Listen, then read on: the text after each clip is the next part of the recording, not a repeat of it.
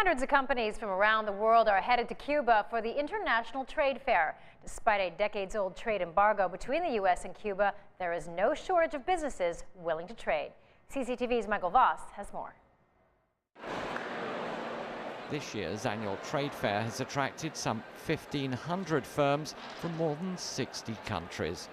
Spain has the largest presence with 4 entire pavilions, trying to interest the Cubans in everything from cosmetics to agricultural machinery. The number of Chinese companies has increased by 1/3 this year. The car maker Geely is now one of the largest suppliers of vehicles to government ministries. While we were filming there, 2 generals arrived looking for staff cars for the Ministry of Defense. The United States is also here. Food sales are exempt from the trade embargo, and the US is Cuba's largest supplier of food.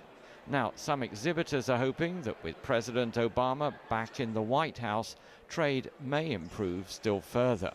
I think Mr. Obama will continue a strategy of trying to engage and try to do a little bit to make some changes, and hopefully Cuba will do the same.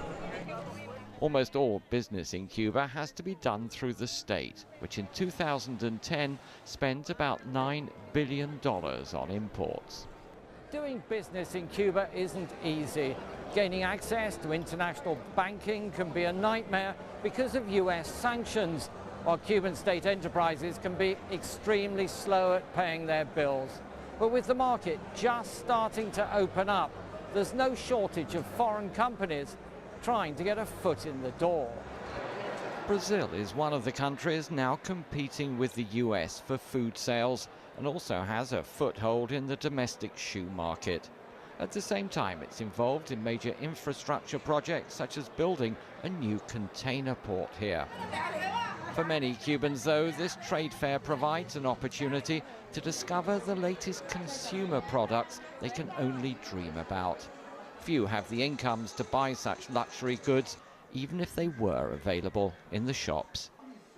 Michael Voss, CCTV, Havana.